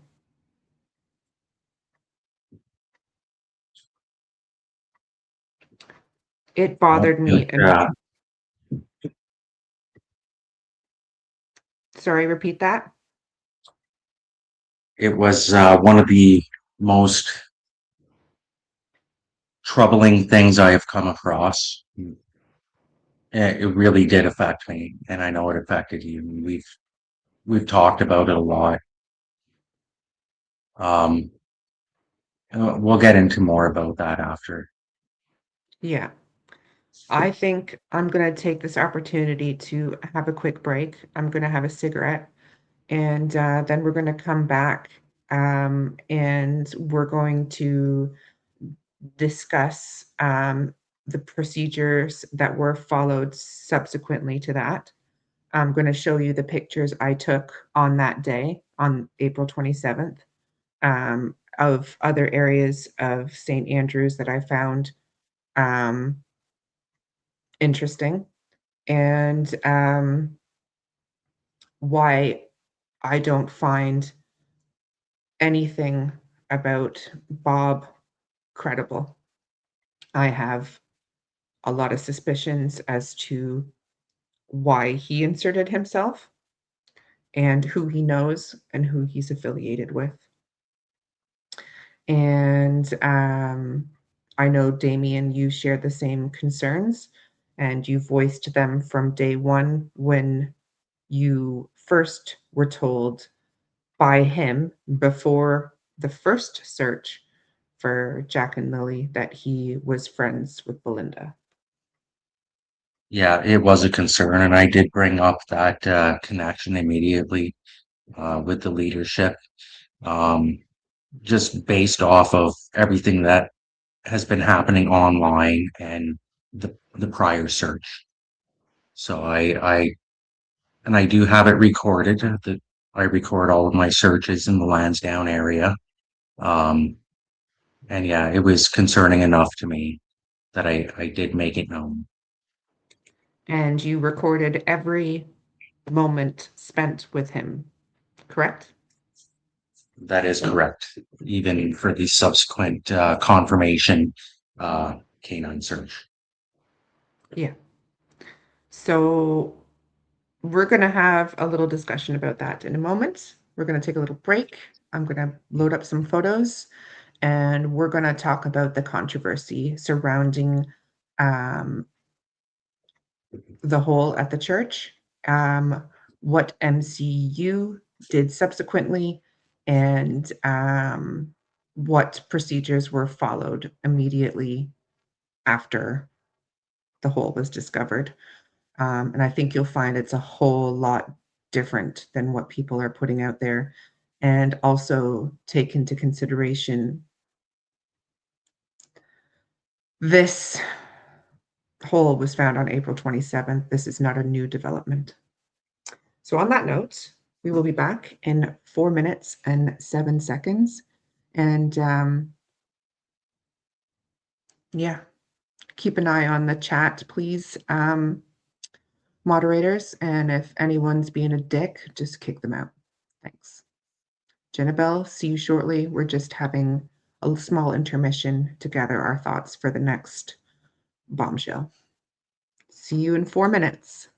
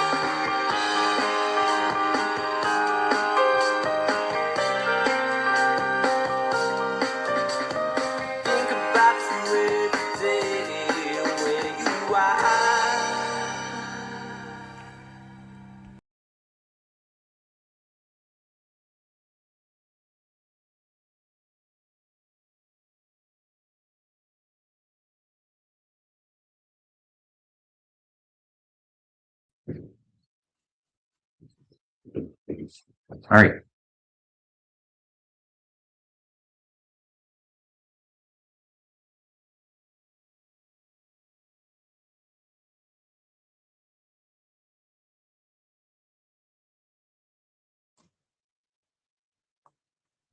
All right. So, welcome back, everyone.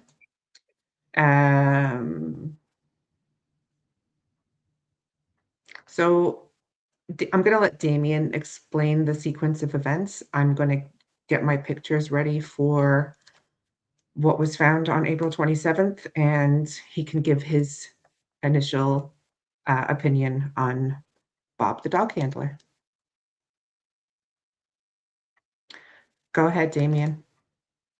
All right. Yeah, typically I don't talk about members that are involved with our searches unless they self-identify.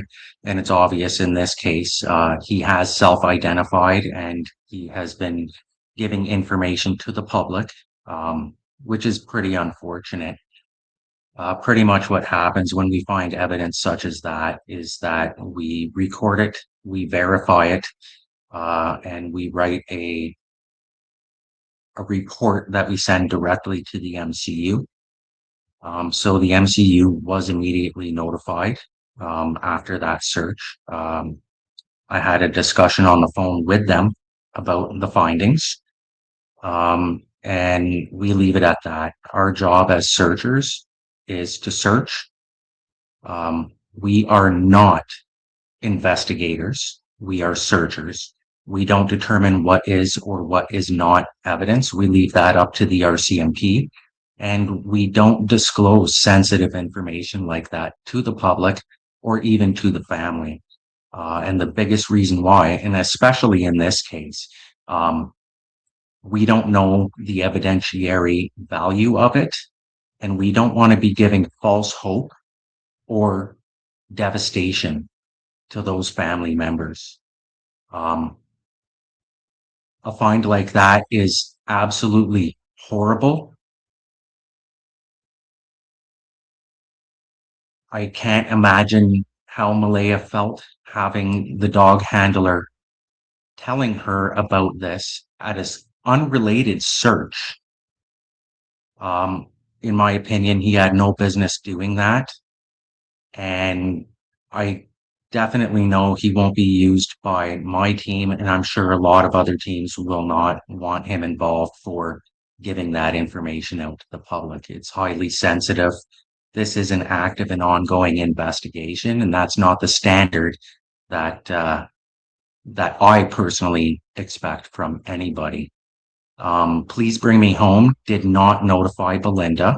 I noticed that she said that she was notified by Please Bring Me Home. That is not the case. The dog handler was a volunteer. He's not an actual member of Please Bring Me Home. So everything that he's been speaking about has been on his own, not related to Please Bring Me Home whatsoever. In the future, there is a dog team that we do work with. They remain completely anonymous. They don't talk about the searches they're involved with, and they don't leak potential sensitive information to the public, which is how things should be done with a professional canine handler. And this really has me concerned. The first time I met Bob was prior to our search in April. We were covering the area of the pink blanket, doing a grid search. I had that recorded as well. And during our conversation after the search, he informed me that he knew Belynda and that he did speak with her. And I voiced that concern immediately. And throughout the past couple of months, it became apparent that he wanted to talk to anybody who would listen to him about his dog and what the dog found. I tried explaining to him that after we write the report, the RCMP aren't going to tell us what they're doing with that information. He told me that he was told by a friend of his at MCU, not related to the Jack and Lily case, that they didn't think it had any value at all. They're not going to do anything about it. And that he can go ahead and just, dig up soil, so on and so forth. I reminded him that it didn't sound like something that the MCU or the RCMP in general would be telling anybody to do. And I also informed him that even though it doesn't appear that the RCMP are following up with the information that we provide to them, I know for a fact from personal experience that they follow up on every piece of information we provide to them. So I'm very, very disappointed with that whole scenario. Belynda shouldn't have been told. Malehya shouldn't have been told. It's not up to us to determine whether it's related or not. And the circumstances surrounding it, as Shan was saying previously, she was with Christine Inrig during a search when that was discovered. And I won't comment any further on that, but to me, it looks similar to the blue blanket, the first search, to be completely honest. That's my opinion. Whether it's true or not, that's not for me to decide. The investigative side of this whole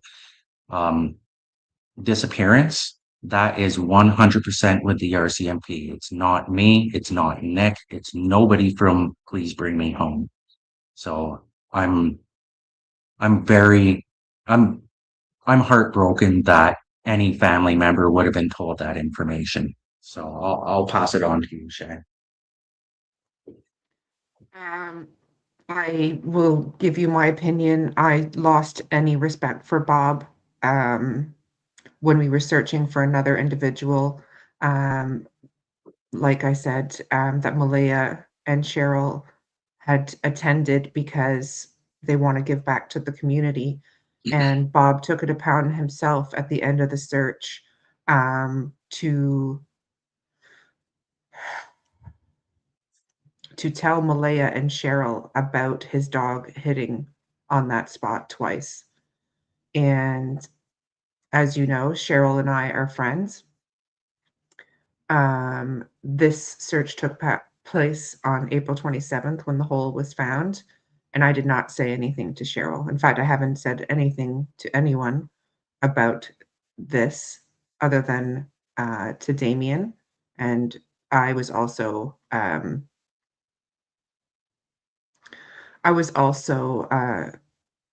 questioned by the major crime unit about the surroundings of that situation.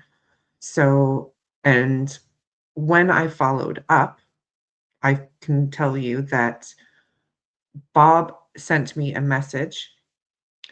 Thanks for your commentary, Belynda, but I'm going to end that right here for you.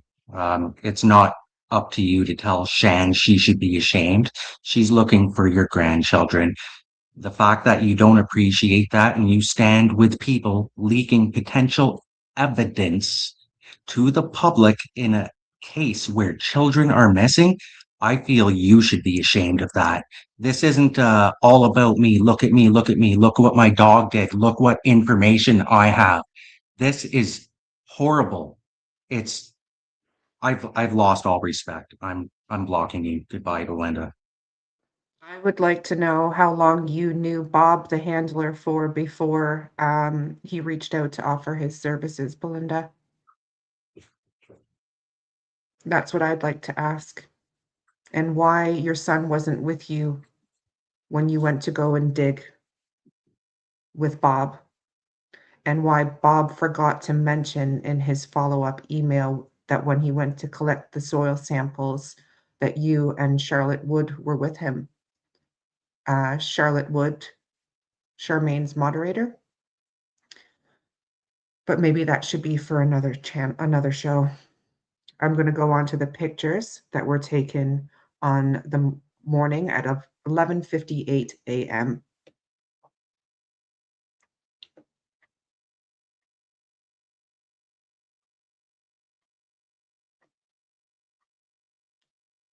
And I am pretty fed up with the amount of people that have consistently put out misinformation and who encourage those to do so.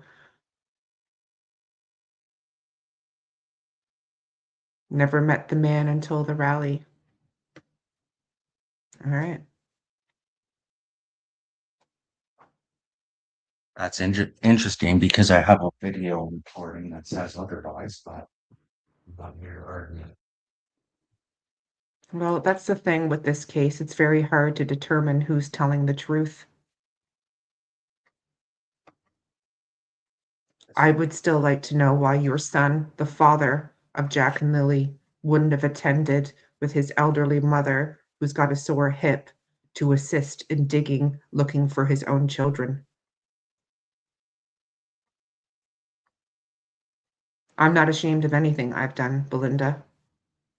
I am trying to put out the facts since I started this channel. Unfortunately, everyone you've surrounded yourself with doesn't have the same feelings as I do. And I implore you to look at the beginning of this video to see what some of the people you have surrounded yourself with are doing.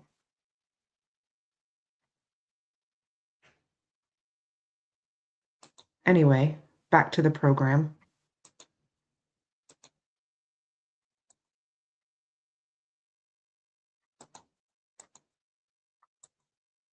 So, St. Andrew's Church, very creepy place. There was an abundance of flies around the property, which in itself was disturbing. This was the door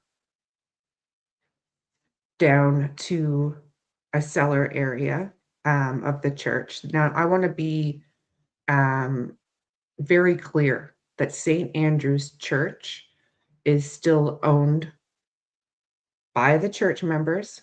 They still have services at this church at the back. The main church is uninhabitable, so services take place in the back of the building. This is not the church owned by the man that everyone is discussing in the background. This is a separate church from the church next to Salt Springs Elementary, where all the things are discussed about. This is a separate church. It is the St. Andrew's Church on the corner of Lairg Road and Montreal Road. The cemetery for this church is located across the road and up a hill. So make of that what you will. So that was one key area that I took a picture of because I thought it was strange.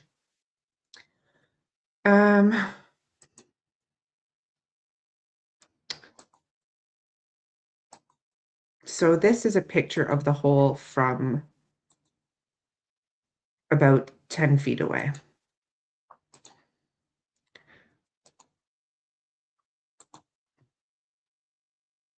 And I'm going to zoom in.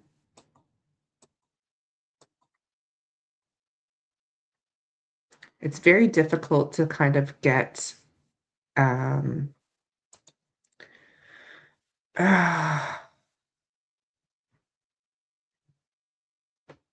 so I would say the hole, Damien, you saw it as well. I would say the hole was approximately 1 and a bit feet deep.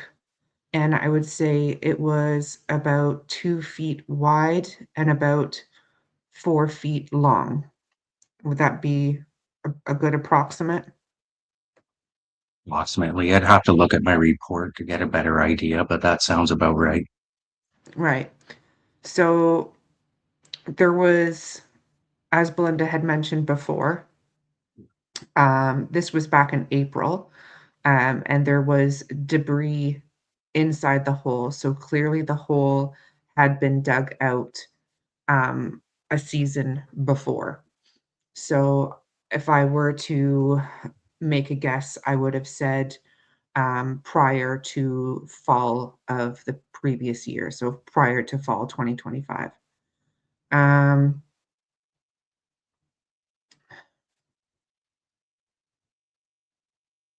Mark Westberg in the house, #1 commentator for Monsters of Sabotage.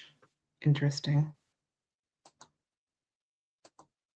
All right, so here is a picture of on top of the hole.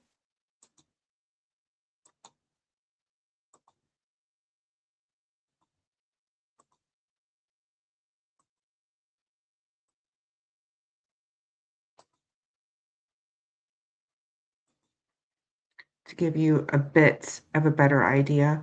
So why it was just one of those interesting things was because there was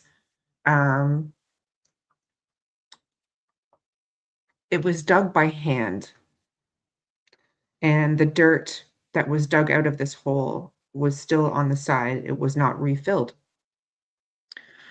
And it was only a few feet. The red thing is a ribbon that had blown off of a memorial wreath that was attached to a fence further up on the lawn that was probably put there for Remembrance Day. So there was discussion about the tree that was planted relatively recently in front of where this hole was found, and that would be this tree, dedicated to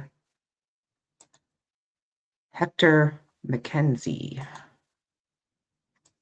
So I will zoom in. So you will see the tree.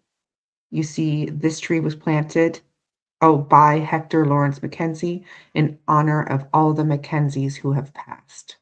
So to the right of the tree, you can see some dirt, and it was just into the woods behind there where that hole was.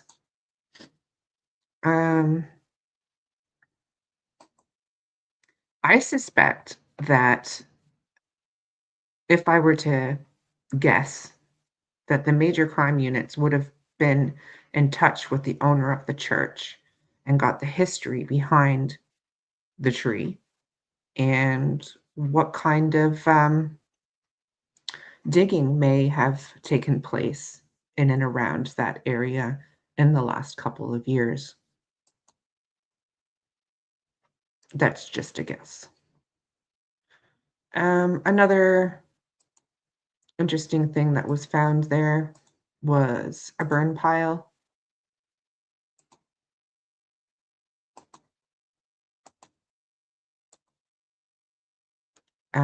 So this was just outside of that cellar area that had a lot of flies, and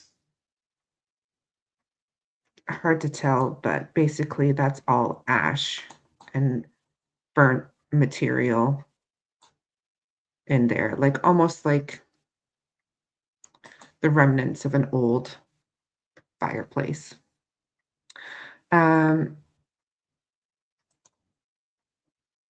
So yeah.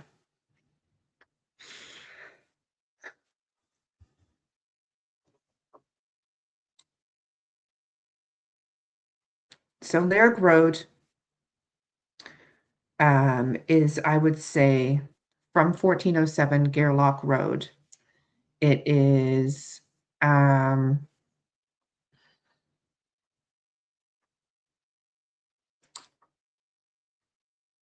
the next about 3 roads up. So if you remember discussions about where Daniel's car was heard coming and going from, that was one of the roads that Brad had heard the car go up to. Now their road's quite a decently long road. I would say it's 3 kilometers between Gairloch Road to Montreal Road. So I would say it's probably about 5 kilometers from 1407 Gairloch Road.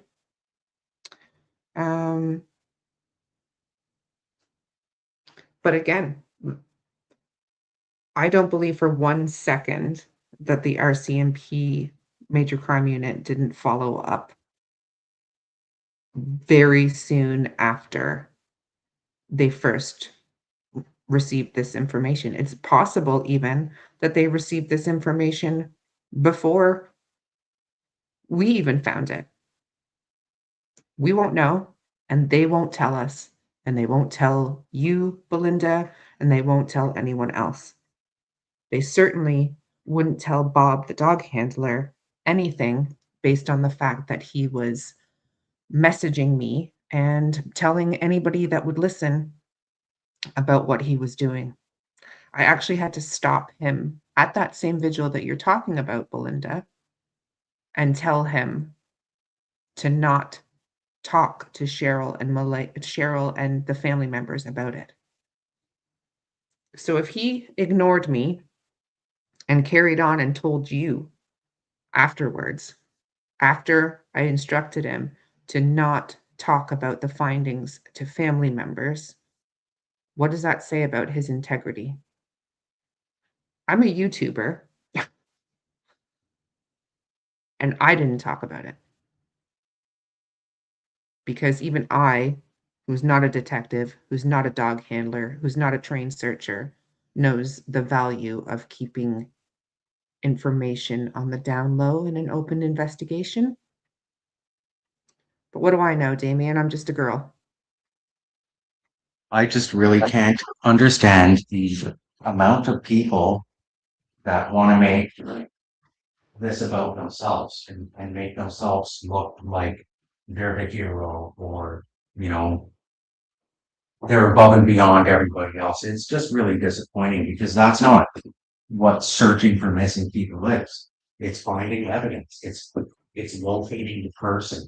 It's giving that information to the actual investigators. It's not the me show. It's not about me. It's not about Bob. It's not about anybody but those children that are missing. My mind is blown, and it all seems to be connected to one specific person. That's the way I see it. I might be wrong. I don't know. I hope I am, because I'd be so disappointed. I have a feeling that it's connected to a handful of people who are purposely trying to sabotage the investigation. For what purpose, I don't know. But this has always been about Jack and Lily. And what I don't understand is why there is such a lack of integrity out there. And Monsters of Chaos thought that they should do a video and describe the word integrity. And I think there are very few people actively working on finding answers for Jack and Lily that actually have any kind of integrity at all. And my circle has become quite small. There's only a handful of people that I would consider professionals when it comes to investigating, whether it comes to women's advocacy, legal rights, and search and rescue, and the rest I've shut out.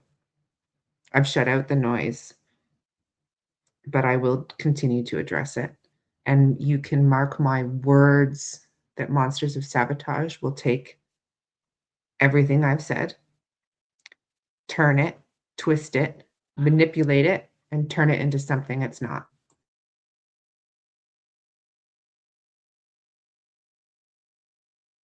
Well, it'd be unfortunate for people to hear what they have to say behind the scenes. You know, I think if it's not directly related to the search for Jack and Lily, I think it should just all be released and people should hear the truth of what's happening behind the scenes. Um, it's gotten to the point that it's absolutely ridiculous. It's not about Jack and Lily anymore. It's all about who's smack talking who. I don't understand. Yep. And I'm actually going to end it on this note. There was a lot more that I wanted to cover, but I'm going to come back and do a live tomorrow night. And I'm going to touch on all the things I wanted to touch on, like Darren and Cody, the untouchable, and go over some more audio clips that I have. But for right now, my children's friends need a lift home, and I need to make that a priority. So I'm going to love you and leave you. And yeah, my name's Shenanigans for a reason. And that's what this case has become about. But Jack and Lily are always at the forefront of my mind. And I know they are Damien's as well. And I know everyone in this chat feels the same way. So I appreciate all of your support as usual. And you guys are the reason why I keep coming back, because you're very encouraging. So I gotta go. See you later, guys. Thanks, Chad. And thank you, everybody. Have a good night. Bye.